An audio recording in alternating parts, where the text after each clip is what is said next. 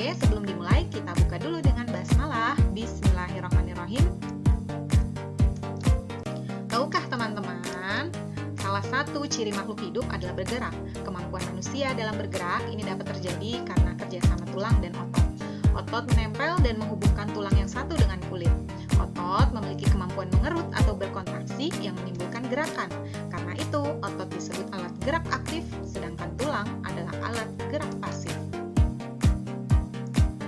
Nah, sistem gerak ini tersusun dari beberapa organ, yaitu tulang yang merupakan alat gerak pasif, sendi yang merupakan penghubung antar tulang, dan otot yang merupakan alat gerak aktif. Oke, kita akan bahas satu-satu. Kita mulai dari tulang. Nah, kumpulan tulang ini kita sebut dengan rangka, ya. Jadi rangka ini adalah kumpulan tulang tersusun dari 206 tulang yang berbeda sifat, bentuk, dan letaknya. Nah, fungsi rangka ini yang pertama tentunya sebagai penegak, jadi memberi bentuk, menahan dan menegakkan tubuh kita. Kemudian juga pelindung, melindungi organ-organ tubuh yang penting. Kemudian juga alat gerak pasif dan tempat melekatnya otot rangka sesuai namanya ya. Karena fungsi rangka ini jadi tempat melekatnya otot rangka. Kemudian juga tempat pembentukan sel-sel darah. Jadi bukan pembentuk selnya tapi tempatnya ya. Tempat pembentukan sel-sel darah. Kemudian juga tempat menyimpan mineral yaitu kalsium, fosfat, dan magnesium.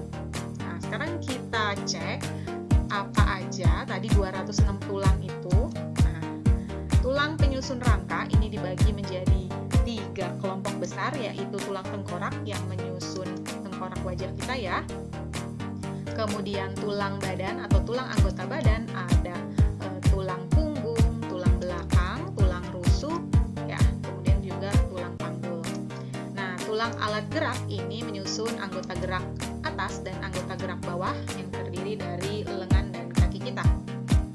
Nah, kemudian tulang juga bisa dibagi lagi berdasarkan kekerasannya, dibagi jadi 2, yaitu tulang keras atau bisa disebut dengan tulang, kemudian tulang rawan atau bisa kita sebut juga dengan kartilago.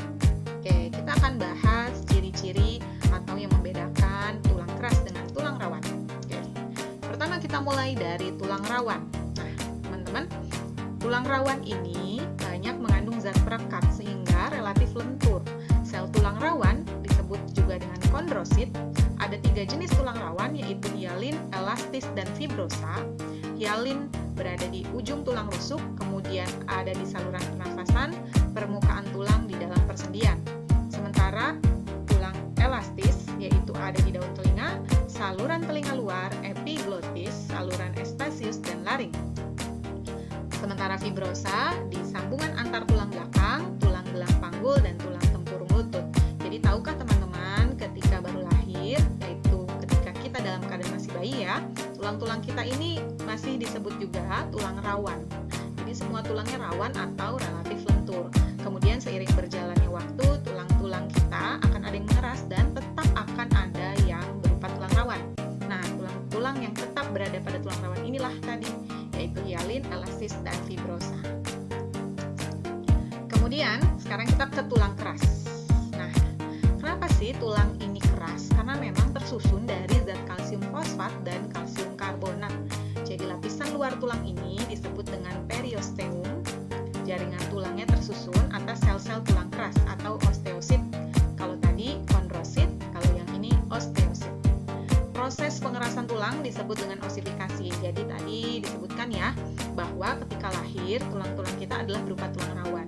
Kemudian seiring berjalannya waktu, seiring bertambahnya usia kita, maka tulang-tulang kita akan ada yang mulai mengeras. Nah, proses pengerasan ini disebutnya osifikasi.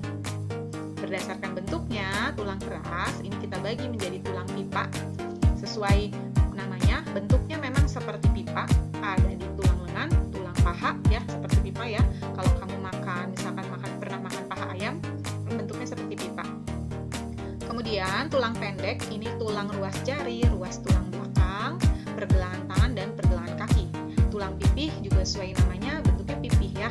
Tulang belikat, tulang dada, tulang rusuk, dan tulang panggul. Oke, kita lanjutkan. sekarang kita masuk ke persendian. Persendi ya. Jadi sendi ini adalah hubungan antara satu tulang dengan tulang lainnya atau disebut dengan artikulasi.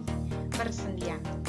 Ada 3 jenis persendian, yaitu sendi mati, sinartrosis, sinfibrosis, sendi kaku, yaitu sinartrosis, sinkondrosis atau disebut juga amfiartrosis, dan sendi gerak, diartrosis. Nah, sesuai namanya, sendi mati ini sendi yang nggak bisa digerakkan, ya. Misalkan hubungan antar tulang tengkorak. Nah, hubungan antar tulang tengkorak ini tidak bisa digerakkan. Kemudian ada tadi sendi kaku atau amfiartrosis, sesuai namanya juga, dia bisa bergerak tapi kaku gitu ya. Jadi hanya sedikit bisa digerakkannya. Misalkan pada sendi pada tulang ruas belakang, sendi antar tulang rusuk dan tulang dada. Nah, kemudian yang ketiga, ini tadi namanya sendi gerak. Nah, sendi inilah yang banyak sehari-hari kita gunakan nih, karena sesuai namanya, ini membantu gerakan kita. Yang pertama namanya sendi peluru. Sesuai namanya, ini dapat bergerak ke segala arah, yaitu pada gelang bahu dan gelang panggul. Kemudian sendi engsel seperti engsel pintu, gerakannya hanya satu arah, contohnya di lutut dan di siku.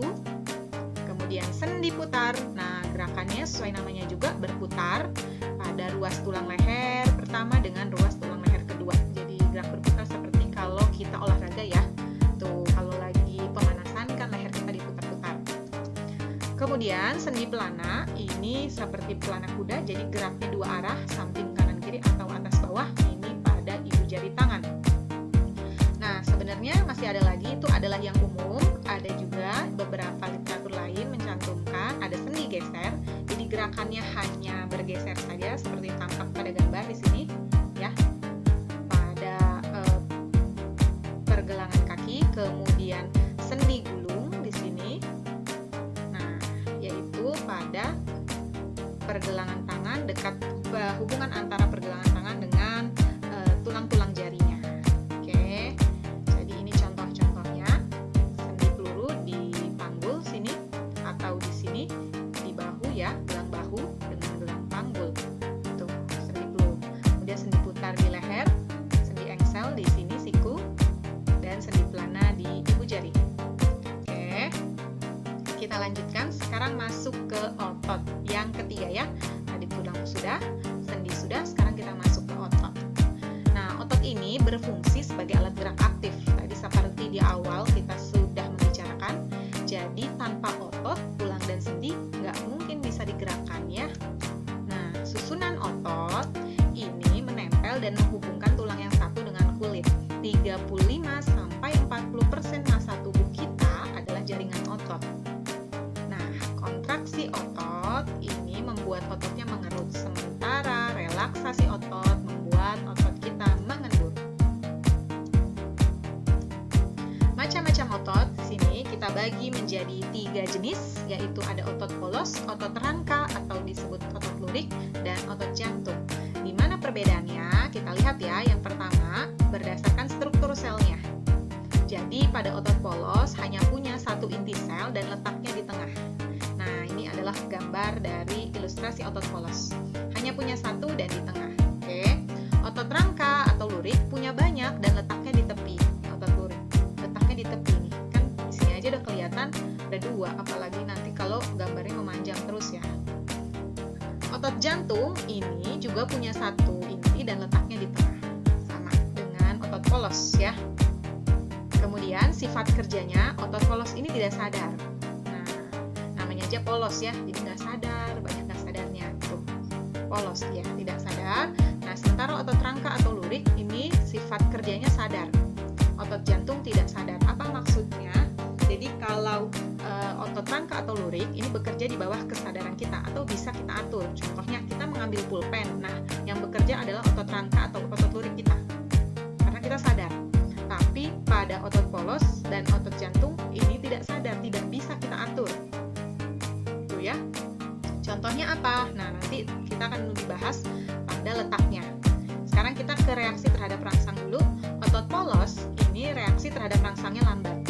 Otot rangka atau lurik cepat, sementara otot jantung juga lambat. Jadi, otot polos dengan otot jantung mirip nih.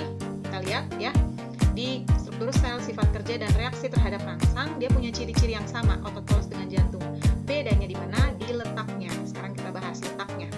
Kalau otot polos ini terletak pada organ-organ tubuh ya, saluran tubuh seperti pembuluh darah, usus, kemudian di lambung. Nah, itu adalah otot polos. Itu kenapa dia tidak bisa kita atur. Bekerja di bawah kesadaran kita. Lambung kita misalkan ya, atau usus kita. Apakah kita bisa memerintahkan dia untuk berhenti bekerja? Nggak bisa. Nah, usus, kamu coba berhenti untuk mengolah makanan saya. Misalkan. Nah, itu nggak bisa. Makanya disebutnya tidak sadar. Sementara pada otot rangka atau lurik ini letaknya melekat pada rangka tubuh. Tadi rangka kita sudah tahu ya, kumpulan tulang. Jadi dia melekat pada tulang. Jadi kalau teman-teman makan paha ayam gitu ya, daging ayam, kemudian yang teman-teman makan itu adalah ototnya. Tuh, atau disebut dengan dagingnya. Tuh, itu adalah otot ya yang melekat pada si tulang paha ayamnya itu.